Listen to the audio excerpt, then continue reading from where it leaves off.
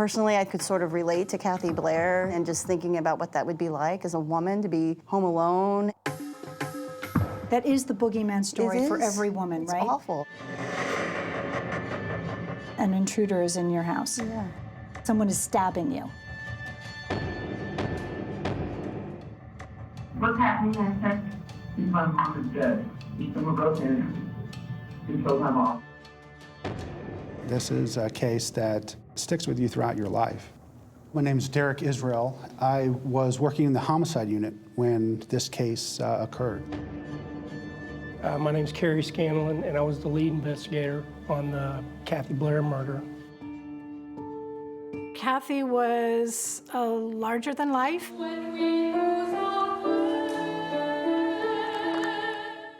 She's my big sister. I have always thought everything Kathy did was amazing. How would you describe her from a student's perspective? She was so kind, just believed in me wholeheartedly. It still makes no sense. Who kills a choir director? Who does that? A monster. I get notified that there's been another murder. The victims are an elderly couple. They were the best parents you could ever want. They were just sweet people, like anybody's grandmother and grandfather. Right from the get-go, it started sounding really familiar. It's so violent, and it's eerily similar to Kathy Blair's. And when we saw the connection, we just continued to work the investigations together. You know, Kerry and I both kind of came to the conclusion that there was a serial killer working here in Austin. I was out testing a thermal scope. I needed to get some video of some deer. Rob Leaf has this thermal imaging scope. It's a night vision rifle scope. So I saw the car pull up and park. I zoomed in with the scope, and by the time I had zoomed in, someone had gotten out, walked over to the sidewalk. That is just unbelievably chilling. The last thing they were expecting was high-resolution thermal video. This video showed the murderer walking towards Kathy Blair's house. The actual killer? The actual killer.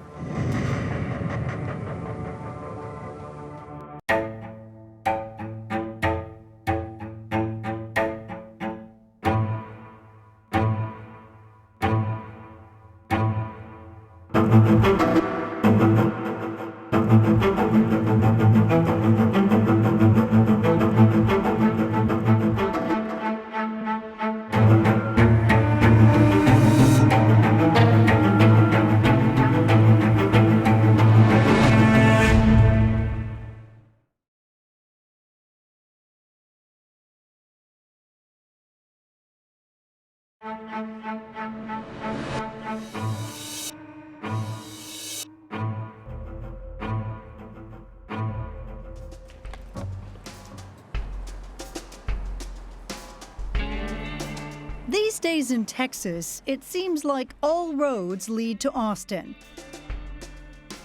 The sleek skyline of the Lone Star capital glittering.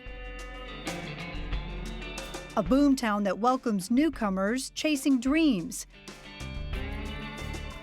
It's a city charged with life, an unlikely place to find tragedy as dark as the death of a dreamer like Kathy Blair. She loved life. You loved being around her. What were the things that were important to her? She had, I think, a sense of justice, right and wrong. Kirsten Matheson is Kathy's younger sister. She was bossy.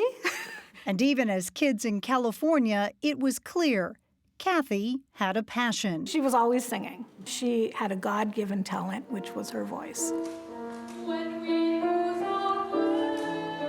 It was music that led Kathy to Austin. Kathy went to UT Austin to get her master's degree in vocal performance. She loved Austin. But love didn't always work out for Kathy. She divorced twice. Still, her affair with Austin held firm. And by 2013, Kathy was renting a house on a quiet street here on Tamarack Trail. It was home. She loved the people here. She loved the vibe. In a city known around the world for music, Kathy Blair fit right in. She had melody and rhythm in her soul. But you wouldn't find her singing the blues here on Austin's famed 6th Street. Instead, she chose a more spiritual stage for her talents.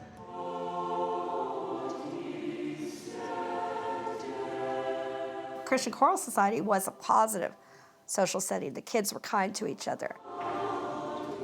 Barbara Sally's daughter was one of hundreds of students touched by Kathy's talent as a choir director and teacher. I think she lived, breathed, ate, slept music. Barbara, along with Kathy's student, Kristen DeGroot, met with us to share their memories of Kathy. She was so kind, just believed in me wholeheartedly, which was something I really needed. And for Kristen, Kathy was a role model. She and I were the same. Music needed to be in our lives or we would die. She was their teacher and their mentor. One of her friends called it the Kathy Nation. The Kathy Nation? The Kathy Nation. It was December 6th, 2014. Kathy's son Joe was staying with her while waiting for his assignment from the Navy. After a night out, he came home to Tamarack Trail. What he found was shattering and echoed across that Kathy Nation. I think my mom is dead. There's a lot of blood. I think someone broke in and killed my mom. Joe, what's your mom's name? Her name is Kathy Blair. This case was clearly different, really, right from the get-go. Starting with the location. Oh, this is a nice neighborhood. This is a place where people, I think, feel safe. Up until this case, which would frighten and chill Austin and shock veteran detectives Scanlon and Israel. One of the first things I thought of, I'm like, well, why this house? Yeah, why this house? There's nothing that makes this house stand out from all the other ones. This is the living room right here. Then, in Kathy Blair's bedroom, there's a full-size jewelry case right here, large drawers. All the drawers have been pulled out and they're stacked up. So it's like someone dumped them out and then put them in a pile right here. Someone who had time to do that. Correct. a jewel thief who had time. Because Kathy Blair was already dead. This murder started right here on the bed. 53-year-old Kathy Blair lay alone, asleep in her own bed. She awoke to the ultimate nightmare. Yeah, Kathy Blair fought like hell. Choked, stabbed, and finally slashed across the neck. The wound is a fatal wound, but she still has time, to put up that fight. She fought for her life. Kathy's here, and there's blood all around her. So much blood that it formed the timeline of a murder. There's a light switch. Now, that light switch, we saw blood, like a blood swipe. That told us that the perpetrator had come in here after the murder and switched that light on. There are more blood swipes on these drawers. And that tells me the murder of Kathy Blair occurs before these drawers are removed. Word soon spread across Austin and across Kathy Nation. I just said, no, that's not what happened. That cannot possibly be what happened. Was Kathy Blair the kind of woman who might have an enemy who would do that? No. She didn't have a malicious bone in her body. Why does someone come in here and murder someone in order to steal a little bit of jewelry? It doesn't make sense. It would be the first in a hideous series of senseless events. It's just one of those moments where you're in disbelief. You think you're living in a dream. This does not happen. But it did happen, and the killer left almost no evidence, no DNA. No fingerprints. No fingerprints. And no blood from the killer. No. Israel and Scanlon would need all their street smarts and then some. Because just 9 days later, I get notified that there's been another murderer.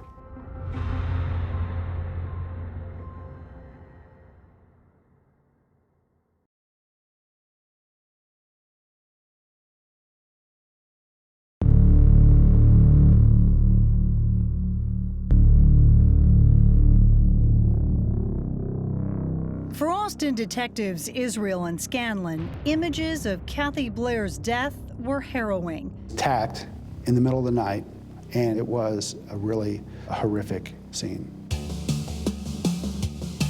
But there was no physical evidence from a killer who made virtually no mistakes. And that meant there was no clear suspect. Then suddenly, the search for a suspect changed in a way no one could imagine. It was around 1:30 a.m. on the night that Kathy Blair died. And one of her neighbors was out for a late-night walk. What he saw and what he did would give the detectives their first big break in the case. I was out testing a thermal scope. I needed to get some video of some deer, and we've got some deer up and down the street. Rob Leaf lived a few short blocks from Kathy Blair. So it's a thermal scope, so it picks up a heat signature. Wow. It's like daytime. Except it was the dead of night, and Rob was only looking for deer. I saw the headlights of a car coming up. I saw the car pull up and park, and On this street? On this street. Rob kept recording. This is video he recorded that night with a scope like this one. I zoomed in with the scope, and by the time I had zoomed in, someone had gotten out and walked over to the sidewalk. You can flip the setting to red to see the image more clearly. Did you focus in on the car? I first focused in on the person, and he turns left on Tamarack. Kathy Blair's street. The next day, Rob flew to Las Vegas on a planned trip with old friends. Reading the news on my phone and saw a murder story. I clicked on it and I saw the address. Rob raced back to Austin. He checked the video of that stranger on his street. And I called Austin police. And how important does the video end up being in Kathy Blair's case? Very, very important. The video was tantalizing, but blank on images that did not give off heat. So you couldn't actually identify the man, a license plate number, or even if there was anyone else inside the vehicle. Still, there was one important clue. It gave us an idea of what kind of vehicle our murder suspect arrived at the crime scene with, and it was a sedan of some sort. These cops needed much more evidence. Then, 9 days after Kathy Blair's murder, in another peaceful Austin neighborhood just 15 minutes from Kathy's home, they would get it. The victims are an elderly couple, murdered overnight. Viciously. Viciously.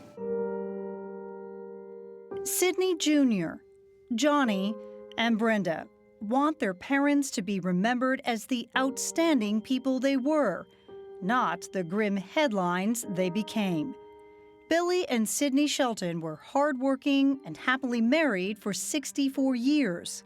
We were never rich, but not once did Daddy ever complain about it. Not once did Mama ever complain about it. A life well lived and peacefully slowing down. Billy was 83, her husband Sidney, 85. These are sweet people that'll, send you on your way with some cookies.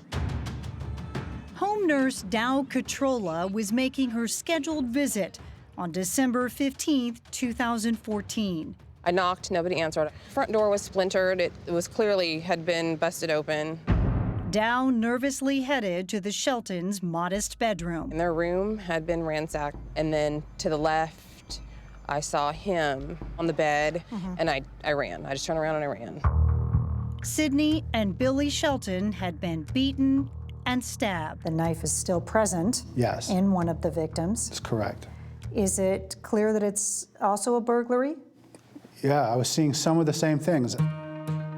The same things found at Kathy Blair's murder scene, starting with an empty jewelry box. And again, the drawers were pulled out, they had been emptied and stacked. 3 people had been slaughtered in their own beds. The crime scenes were eerily similar, and investigators were privately wondering, was there a serial killer loose on the streets of Austin? If word gets out that there's a serial killer, it kicks it to an entirely different level. So investigators kept their worst fears to themselves. But why would any killer target Kathy or Billy and Sidney? who cops determined didn't even know each other. None of these people had any enemies that we could figure out. What is it that connects these people together besides the killer? Every lead was chased down. Then, almost 3 weeks after Kathy was killed, the name of a stranger surfaced, Tim Parlin. He'd done yard work at Kathy's house, and a friend reported Parlin was weird and rude. I go to our computer system. It was a simple and easy search. Tim Parlin had spent decades in prison. And he At stole night. jewelry. And he stole jewelry Specifically jewelry. at night. Are you hopeful at this point? Yeah, I am. So this is the in-town suites. Tim Parlin, where he was living at the time the murders happened. Israel and Scanlon went to look up the lifelong convict. The detectives snapped these photos of Tim Parlin. I told him, we're homicide detectives. So he asked us a few questions as well. About the murder? Well, yeah, like, so how'd she die? Wow, You know, that's bold. You know, stuff like that. He's sussing it out to see What we know, cat and mouse. It is. Parlin spoke to the cops in the hotel's parking lot, but when they asked to see his room, he refused, claiming his wife was inside and asleep. And you drive away, and what's the conversation? I said, this is our guy. You did. Yeah, and Derek says, I don't know yet. A return trip to the in-town suites just a few days later pays off. Parlin wasn't home, but his wife was. Explain what we were investigating, and she knew the Sheltons. His wife knew the Sheltons. Tim Parlin's wife knew the Sheltons from church, and Tim Parlin had worked in Kathy Blair's yard. It was tenuous, but it was a connection. She gave us permission to search the apartment. Did you find anything? We did a pawn receipt This is that pawn receipt. for a piece of jewelry, a nugget pendant, and it turns out that pendant belonged to Kathy Blair. It was pawned on the same night that Kathy Blair was murdered. We found out that his sister had a green Toyota. Parlin had been using his sister's car, a green Toyota. Its outline appeared similar to the car in Rob Leaf's video, and one caught on security footage approaching that Austin pawn shop less than 24 hours after Kathy was murdered. We took it, we had it towed. Towed and tested. On the passenger seat, traces of dried blood. Blood belonged to Kathy Blair that was in that car. Austin was on edge, Kathy Blair was found dead inside her home. hoping for an arrest. The wait for justice has been troubling for her students, family, and friends. My name is Hema Muller, and I'm an anchor at CBS Austin News. It was very, very shocking in the community, and it was really unsettling. But now justice was closing in on one man, Tim Parlin. But you're thinking one guy still. Oh, yeah. Do you believe Rob Leaf's video can help ID Kathy Blair's killer? See more of what Leaf captured that night on Facebook at 48 Hours.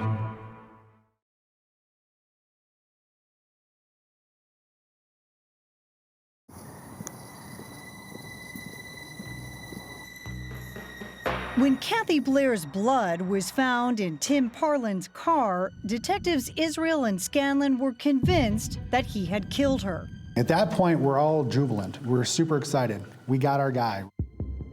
Parlin fit the bill perfectly.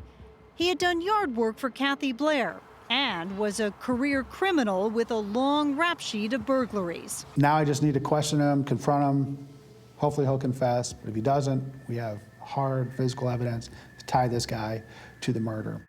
Israel had Parlin arrested for an unrelated parole violation and brought in for questioning. Seemed like a pretty short and straight road to charging Tim Parlin with murder. It turned out it wasn't a short road, and it certainly wasn't a straight road.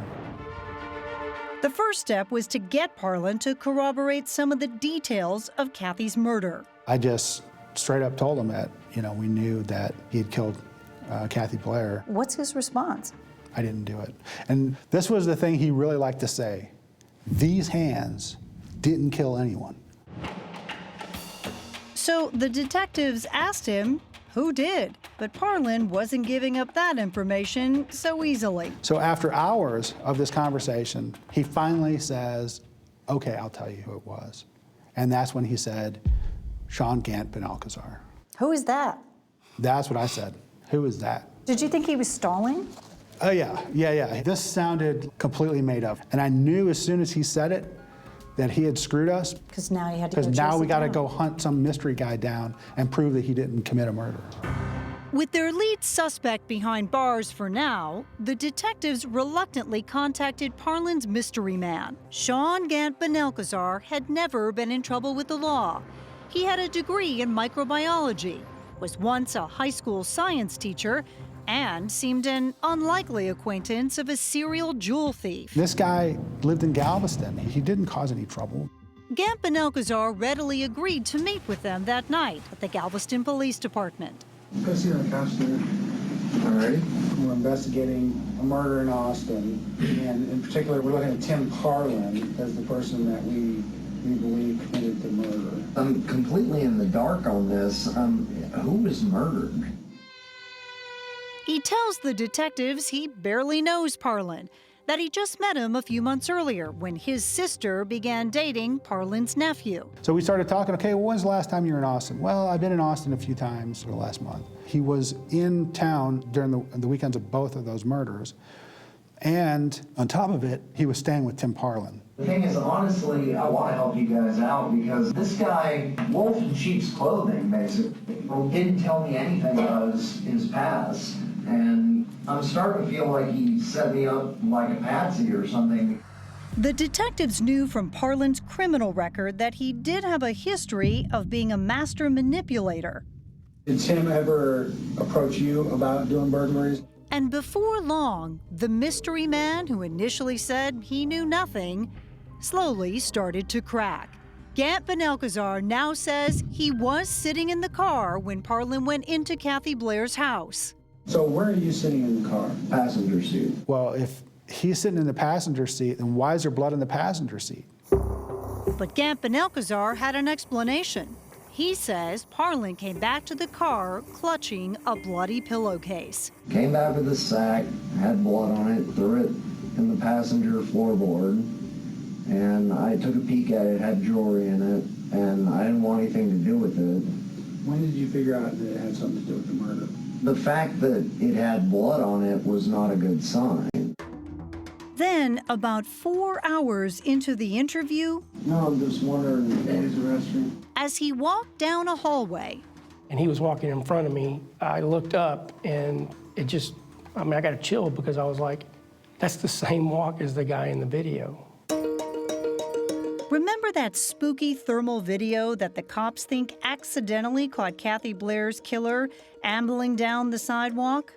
It's just the broadness, the deliberate steps. I thought it was him. I definitely believed it could be him. Was it actually Gant Benalcazar and not Parlin who had gone into Kathy's house? We started pursuing, the line of questioning along the lines of maybe he was in the house. Did he bully you into going into the house, or? I was scared, and he was taking a threatening tone. He told me to go in the house and get the stuff. And finally, he admitted, I did go into the house, and I did steal the jewelry. Came in through where? The back door, you said? Yeah, it was open. Okay. Open, unlocked? Unlocked, yeah. I looked around and kind of prowled and snuck through quietly. I turned on a couple lights in rooms where I didn't see her. I found the room where she was, and she was fast asleep. That was the room her jewelry box was in. Okay. And so I opened the jewelry box, took the stuff out, put it in the thing. Maybe he went back, I don't know, but I didn't kill her. Yeah, I told him that's impossible. Everything you said is true, except that it's not possible she was still alive when you left. And I explained that the person who turned on those light switches you talked about turning on, the person who removed that pillowcase you talked about removing, the person who removed those drawers you talked about removing, that person had Kathy Blair's blood on his hands. So the person who did all that killed Kathy Blair. I kept pushing him for the reason. Something happened in that room when you were there. What happened? And that's when he said, I was standing there, I was looking at her. With no room left to lie, he breaks down. She woke up, she lunged at me, grabbed the knife, started trying to wrestle it out of my hand. And then it was a struggle, and I stabbed her in the neck. The confession came unexpectedly. The witness was now the prime suspect. We had gone to clear the guy, and instead he confessed to capital murder. Gamp and Alcazar kept talking and claimed that after murdering Kathy Blair, he handed off her jewelry to Parlin. You didn't get to keep any of it? No, he didn't give me anything. I got nothing. You're gonna have to ask him where he fenced it. Sean Gamp and Alcazar appears to have gained absolutely nothing from this senseless murder. I've never met anyone who would go into someone's house and sneak in at night and murder them in their bed. For what reason? None. For their own gratification. That's it. We're gonna place you under arrest for capital murder. Detectives immediately read Gamp and Alcazar his rights, but they still wanted to learn what he knew about the murder of the Sheltons. We started talking again, asked him about the Sheltons. Try as they might, Gamp and Alcazar wasn't talking anymore. Well, I wasn't there for that one. I don't know anything about that one. By this point, everyone is exhausted. So eventually, he terminated the interview. He said, I'm done. Done. Wish this all had never happened. After the arrest, Detective Scanlon made this video of Gamp and Alcazar on his cell phone.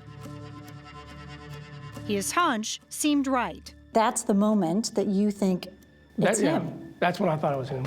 2 men are in jail in connection with the murder of a beloved choir teacher. 4 days later, Austin police announced that they had made 2 arrests. 30-year-old Sean Gant Benalcazar of Galveston is charged with capital murder. 49-year-old Timothy Parlin is also expected to face charges related to Blair's murder. Sean Gant Benalcazar, he was a UT graduate. He had no criminal record of any kind. How did he get involved with a crime like this? Tim Parlin had an answer.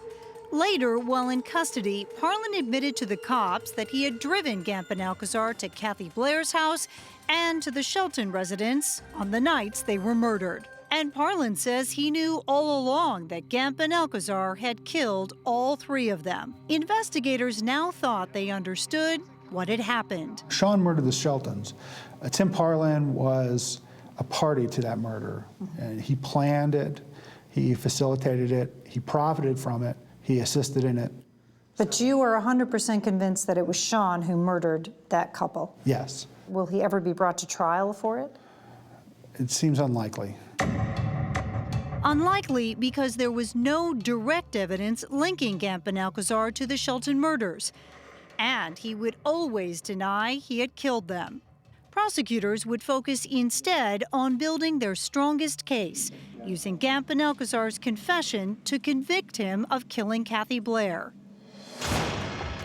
But when Sean Gamp and Alcazar finally gets his day in court, no one could have anticipated what would happen next. Makes you worry because this guy cannot be out on the streets.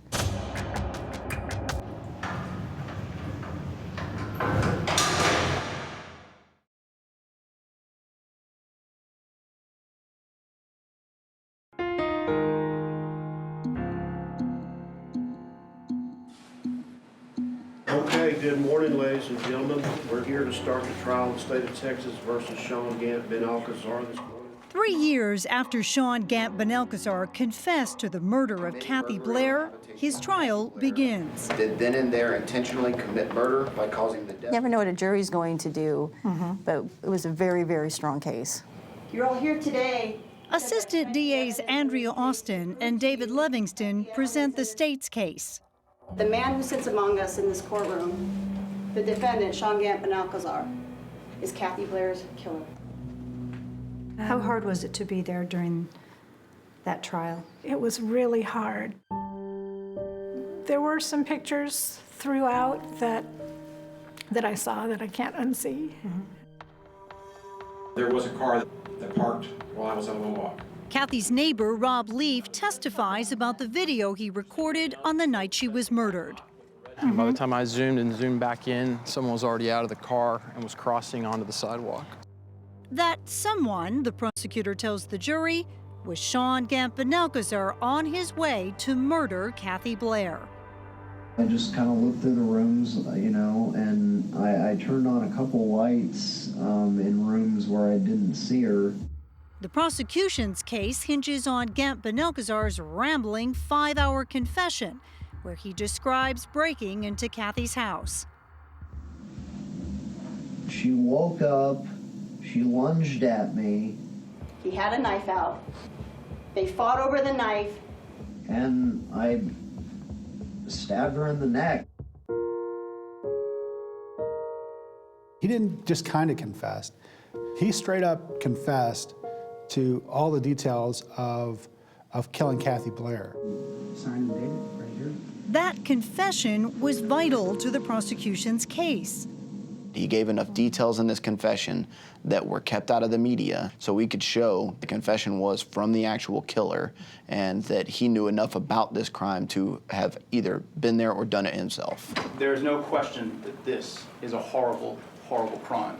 But Gant-Benalcazar's defense lawyer, Ariel Payan, makes a bold accusation right off the top.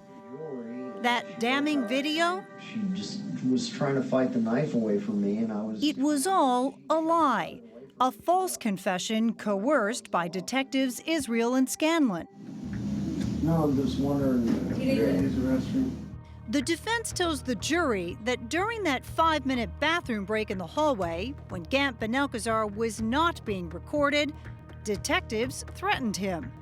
Law enforcement went down there, we believe the evidence will show, with the express idea, plan, purpose, and intent to try to get him to confess to something he didn't do. They have to come up with something. They have to argue that it's an involuntary statement, but we obviously knew that wasn't true. The exact words were, "This is important and you're not going anywhere until we finish." Gant-Benalcazar takes the stand to blame the cops for his confession. That if I didn't explain a reason for having done it, even though I didn't do it, I would get the death penalty. And he maintains that it was actually Tim Parlin who killed Kathy Blair on that chilly December evening back in 2014. Were you worried the jury might You always have to worry with juries. You don't get blood on your hands and put it on a jewelry chest. At closing arguments, prosecutors insist Gant-Benalcazar voluntarily confessed and offered details about the crime only the killer could have known. I think it comes down to credibility. Mm-hmm. And hopefully are sitting there thinking, this guy confessed, why are we here? The case goes to the jury. When the hours started ticking away, 2, 3, 5, 6, 7, 8, 9. You feel awful. Were you worried? Yes. The idea that he would get out is just unthinkable. I mean, Sean is going to kill somebody else if he got out. After 19 hours of jury deliberations, This time I'll declare a mistrial. a mistrial. The jury cannot reach a verdict. If one person held out, she didn't want to consider the confession.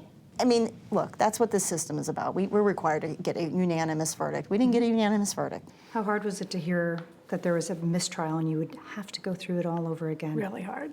Yeah, that was tough.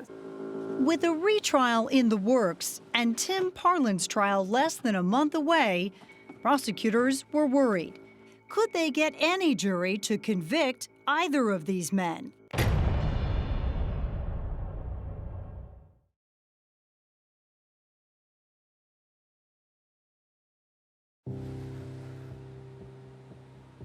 Good morning. This man, Timothy Parlin, knew that Sean Gant would go in and murder Kathy Blair. With Sean Gant-Benalcazar's mistrial still fresh in her mind, prosecutor Andrea Austin is determined to put Tim Parlin away for life. He stands trial for both the murders of Kathy Blair and the Sheltons. In Texas, if you were part of the crime, then you are also guilty of that crime. You can convict him even if you don't believe he stepped foot inside that house. Because he was there and he participated. Correct. Right. I'm going to ask you to find him guilty of capital murder. Detectives were convinced Gant Benalcazar had killed the Sheltons, but had no evidence to charge him with their murders. So Tim Parlin would prove to be an easier target for prosecutors. Parlin admitted he drove Gant Benalcazar to both murder scenes, and the car Parlin was driving had Kathy Blair's blood in it. Oh, he did much more than sit in the car. He's the one who targeted Kathy. He's the one, for whatever reason, said, hey, you know what, this would be a good person for you to murder. Good morning, ladies and gentlemen. Parlin's lawyer, Keith Lauerman, argues that despite his client having confessed to driving Gant Benalcazar to both murders, there is no evidence placing Parlin inside the two houses. He never set foot in either one of these houses. And at the very end, you're going to realize that this man and those hands never participated in any murders. After a 9-day trial, the jury doesn't take long to reach a verdict. We, the jury, find the defendant, Timothy Parlin, guilty of the offense of capital murder. Guilty. Parlin is sentenced to mandatory life in prison without the possibility of parole for his role in the murders of Kathy Blair and Sidney and Billy Shelton. 5 months later, Gant Benalcazar went to trial a second time for the murder of Kathy Blair. The nerves were much higher the second round. Well, there's a lot at stake. There's a lot at stake. The vehicle parked on the side of the street. It wasn't in front of a house. Again, Rob Leaf's testimony is critical for the prosecution. And that at some point, did you see an individual get out of that car? Yes, sir, I did. I want you to watch this. It was a struggle, and I stabbed her in the neck. I didn't. Look what he does with his hands. He's retrieving a memory, right? Involuntarily, he's doing this. He remembers doing because he's the one who murdered her. The police wouldn't let me go, is my understanding. Once more, Gant Benalcazar swears the cops coerced his confession. And I come out of the bathroom, they keep saying, oh, we know you did it, there's no doubt you did it, and they keep saying it, and I just got worn down. This time out, the jury deliberates less than 3 hours. We, the jury, find the defendant, Sean Gant Benalcazar, guilty of the offense of capital murder. We poured our emotions out into this case. It was justice delayed and, yeah. But delivered. But delivered. Like Tim Parlin before him, Sean Gant Benalcazar was sentenced to life in prison without the possibility of parole. We're pleased. We miss Kathy. This isn't going to bring her back.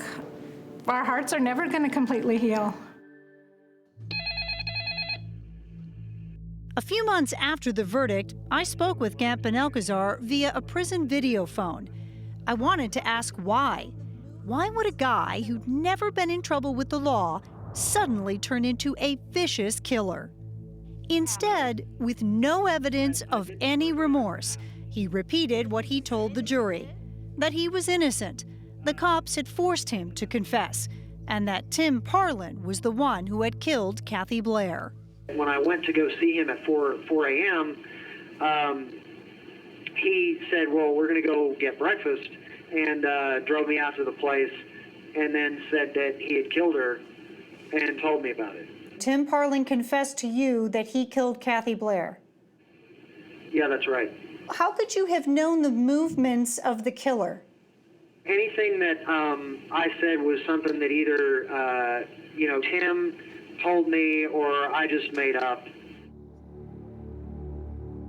And not surprisingly, when I visited Parlin at a prison in Northeast Texas, Hello, how you doing? He pointed the finger at Gant Benalcazar and claimed he knew absolutely nothing about the murder of Kathy Blair.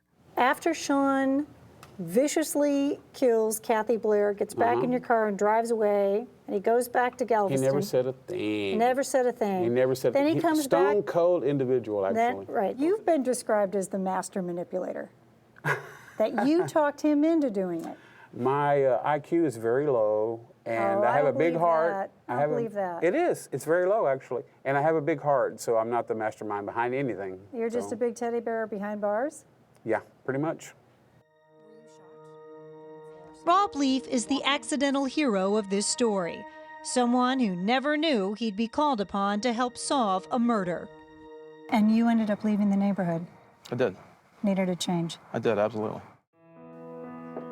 I would not be where I am as a professional actor and musician without her influence. Kathy Blair's student, Kristen DeGroot, is moving to New York to pursue her dream of a career in music. One of my greatest regrets is that I never was able to tell her that she did this for me. How proud do you think she would be of you? I hope she'd be really proud of me. They're just evil people. In the end, there's just two broken human beings who, basically put a path of destruction through, two families.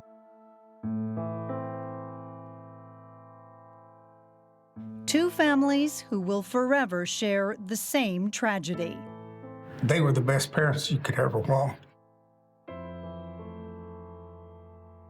I just miss her. And at the end of the day, she's gone, and I can't call her tonight.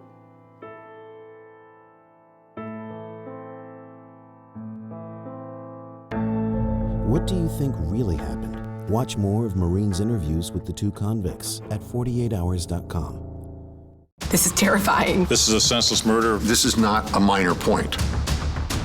This is really a whodunit. This is a heavy gun. This is hate. This is real. This is crazy. This is the moment of truth. This is terrifying. This is exactly what I tried to stop. CBS News. Original reporting.